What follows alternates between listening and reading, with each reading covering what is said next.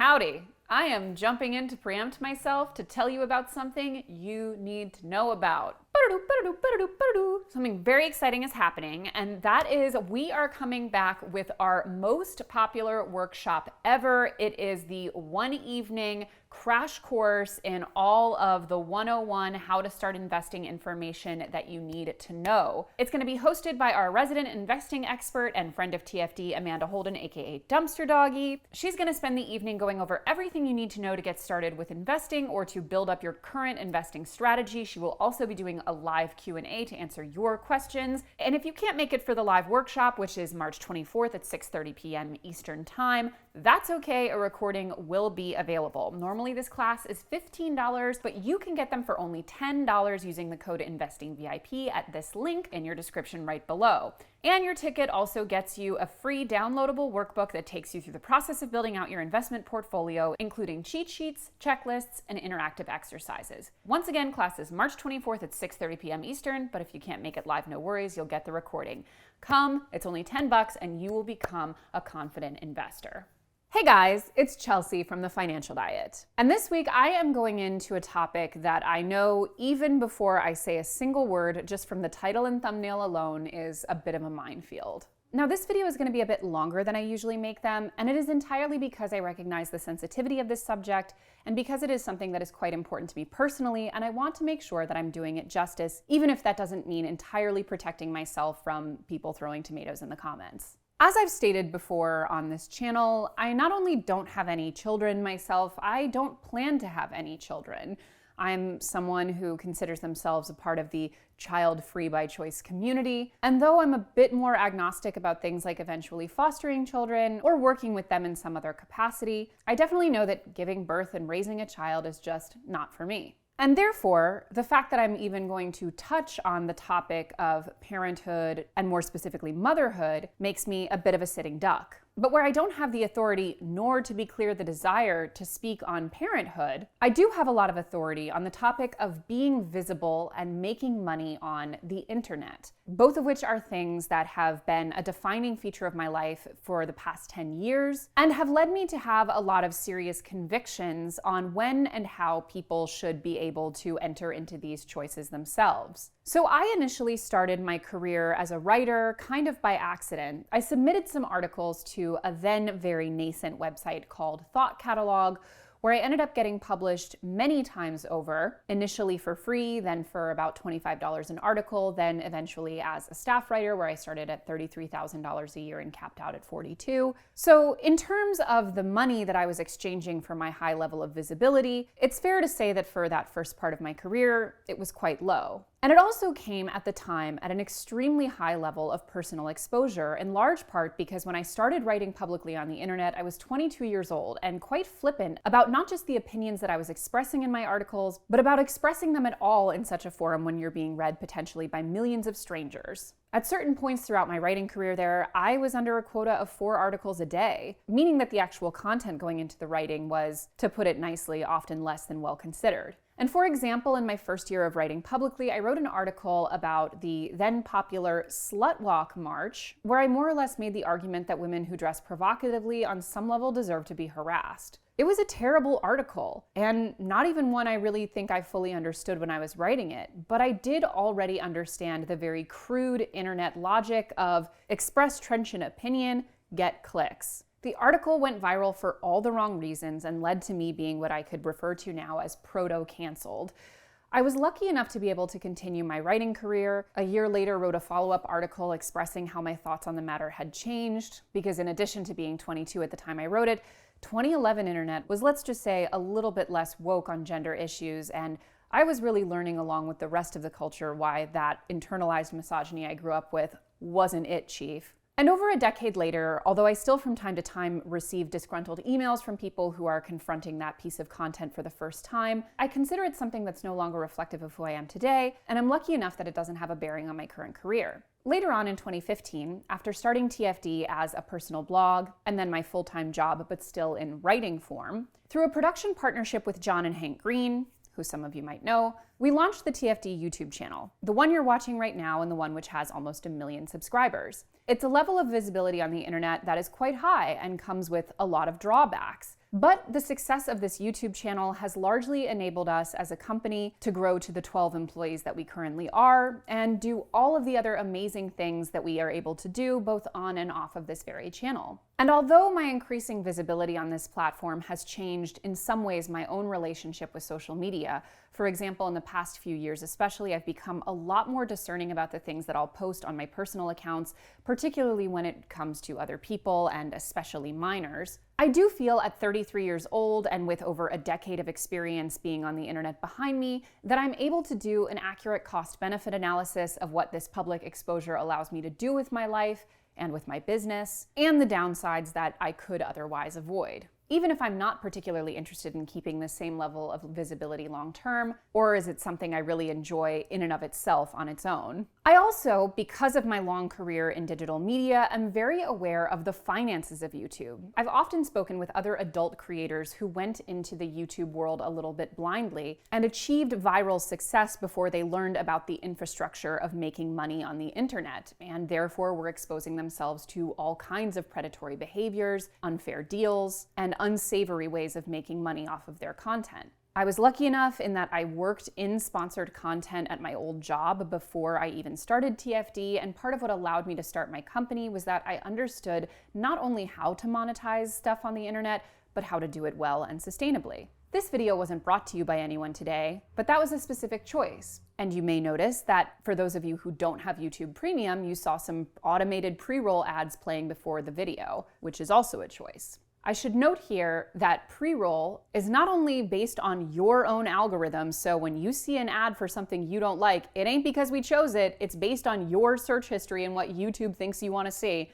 Don't blame me. But those ads also represent a very small amount of the overall money that TFD makes. For context, the ads that you see automatically playing before one of our videos are about 5% of our revenue on any given year. We also, in addition to having a really solid grasp on how we make money with our content, are very transparent with our entire company about how that money is made, how it's divvied up, and even, for example, what I'm taking out of it personally. I also, for example, don't do things like sponsored content or brand deals on my personal platforms, not only because I would rather channel them into my broader business where it benefits everyone, but also because it's very important for me that I maintain some kind of a partition between what is my actual personal experience and what I'm being paid to endorse, something that gets incredibly blurred on people for whom their personal platform is also how they make money. But more on that later. All of this is to say that as someone who has gone through basically everything being visible on and making money off of the internet has to offer, from the horrible and exploitative and potentially life-ruining to the sustainable and thoughtful and, quite frankly, very rewarding, I only feel now at the big old age of 33 that I'm even really beginning to understand it. And when I look back at my 22-year-old self, naively posting the most inflammatory content she could to get the most attention out of it, I think it should have been illegal for me to do that, quite honestly. I know it never will be, but I wish someone had stopped me. And the idea of people who are too young to meaningfully consent to that type of thing, or whose consent was never sought in the first place, being thrust in the same kind of world that I have found myself in, makes me really scared. So today we're talking about the phenomenon of children on the internet, both at the massive viral level, which we'll talk about, as well as on the individual day-to-day level, because I do believe that the problem goes beyond just the incredible lack of child labor laws and regulations about how children work on the internet. And let me be clear, after more than a decade making my career on the internet, this is work. I also believe it's a broader problem of our fundamental philosophy about children and the autonomy that they should have over their own digital lives and likenesses. So let's start by talking about the normalization of children being visible on social media. When it comes to the idea of children being visible on their parents' social media accounts or as a broader part of their personal brand, we've basically totally normalized it as a society. We're now seeing children well before they're even born. We follow along with their ultrasounds, we get a real-time replay of their gender reveals, we sometimes even see the pregnancy test itself, sometimes even in a post that's brought to you by Clear Blue, #Spawn, #ad, but more on that later. We also often see parents sharing widely about their children's mental or physical health, their sexuality or gender identity, their experiences in their academic or personal lives, and many other things that to some, including those children, might be considered private information. And while there is a strong argument to be made that parents have a right to share imagery or information about their child to their personal accounts, and quite frankly, I am in neither a legal nor a moral position to tell parents, of which I am not one, what to do with content of their kid, one of which I do not have, though there has been a sharp rise in children suing parents or guardians over non-consensual social media sharing, the undeniable reality is that our relationship to this kind of sharing at a personal level establishes two key premises, which are later exploited at the professional level. 1. Consent on the part of a child to having a visible presence on social media, or what things should and should not be okay to share, is either outright not considered or considered only as an eventual opt-out scenario, since, in the case of a newborn, I have yet to meet one who is capable of expressing its disapproval of the still gooey hospital photo being shared. Sometimes they're gooey. 2. Children exist, when it comes to their parents' digital lives, to be a kind of subsidiary of the parent rather than its own autonomous individual. So we've created a context in which a default presumption of privacy or choice on the part of the child is not necessary, and in many ways their digital selves, their likeness, their identity, content produced of and by them, is seen as property of the parent. And though this is somewhat confined to the digital space, it's important to remember that children being considered property of their parents and essentially economic extensions of those parents is far from new.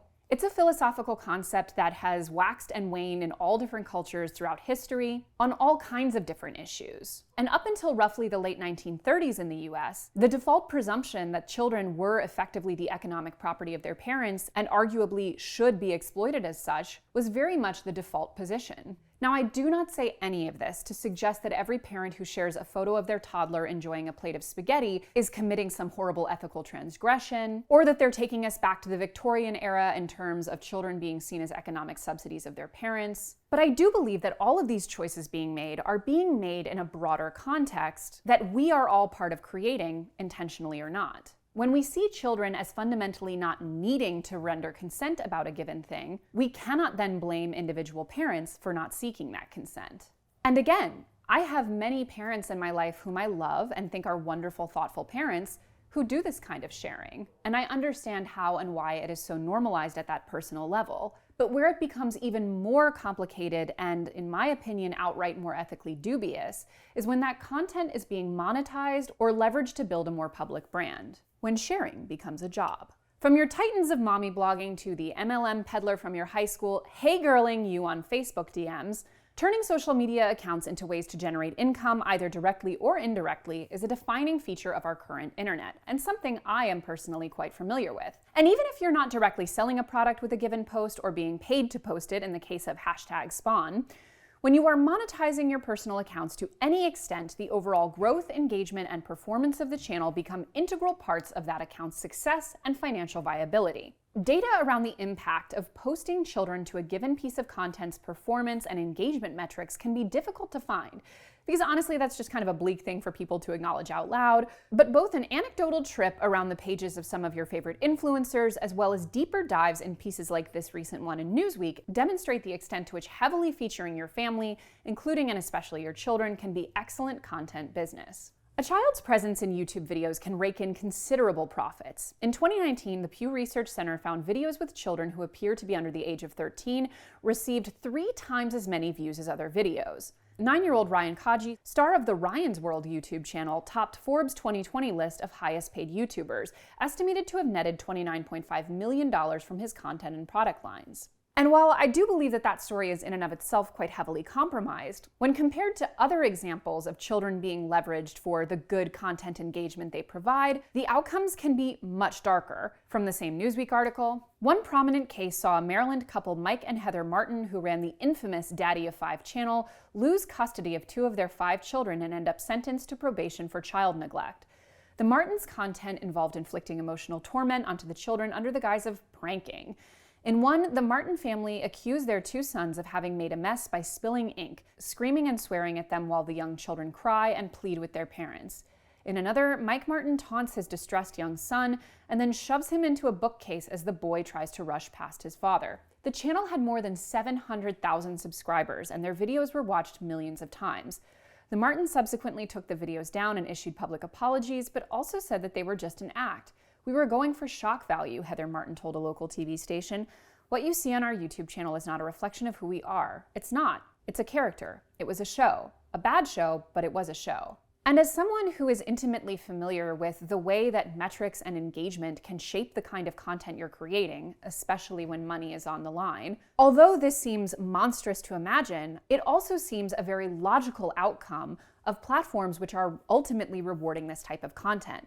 The Martins seem to be made an example of, but you don't have to look very hard on places like YouTube to find all kinds of content where children are participating in pranks they may not understand, performing all kinds of emotions for the camera, and generally being encouraged to act in a way that leads to high engagement, regardless of the impact that it might be having on their little brains. And what's shocking is that despite these cases, despite children like Ryan bringing in tens of millions of dollars a year on just one platform's revenue, and despite how ubiquitous things like social media are in our day-to-day lives, we have yet to really understand these things as labor that the child is engaging in the way, for example, acting on a television show might be labor for that child. And therefore, despite there being quite intense labor regulations around children in the entertainment industry, when it comes to labor laws in the internet, it's still more or less the Wild West. As we have seen, the child labor laws in even the strictest states like California and New York do not sufficiently regulate social media, and parents can claim that their children are not actors since they are not participating in acting productions.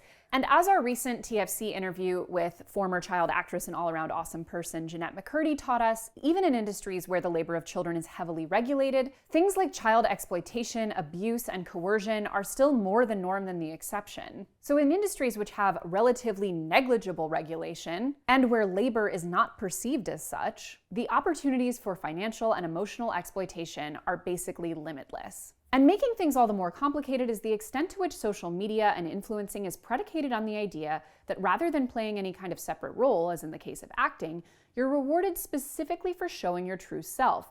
Meaning that even in the case of a child whose financial interests are being well protected, what they're essentially consenting to sell is their own identity and their privacy. The mother in the Martin case claims that their family were playing roles, but the concept of the channel and what led to its success was the perception of authenticity, that these children really were being tormented, even if they claim that those children were consenting to those performances. But even the idea itself of a consenting child seems difficult to truly validate in practice.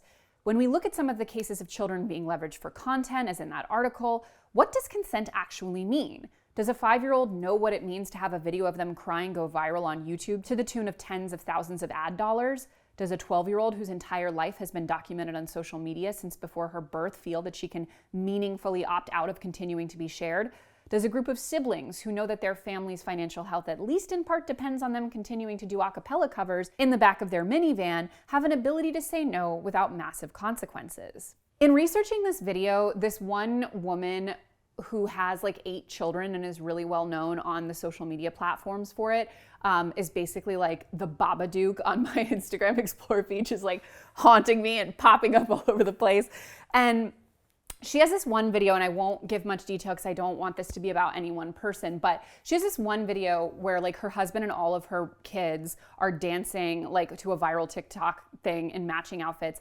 And across Instagram, TikTok, and YouTube at least, it has hundreds of millions, almost 1 billion views. And my question becomes, do those children even know that them dancing to viral TikTok audio in matching outfits is essential to their family's financial health at this point? Or that their mother's lucrative personal brand is predicated on them? Do they even know what they're consenting to when they dance in that video? Now, I want to be clear that these types of questions are relevant in any situation where a child is working, which is why there are extremely strict labor laws around children as compared to adults. Even if in many cases less is actually at stake than their entire digital likeness and private identity. And even if those already strict labor laws in more established industries are generally still not enough. But what happens when the, quote, workplace is never actually easily definable? Because a lot of this stuff is often taking place in the child's own home or during what is ostensibly that child's personal time. The ability of even the most aggressive labor laws to protect children in regards to work is seriously hamstrung by that.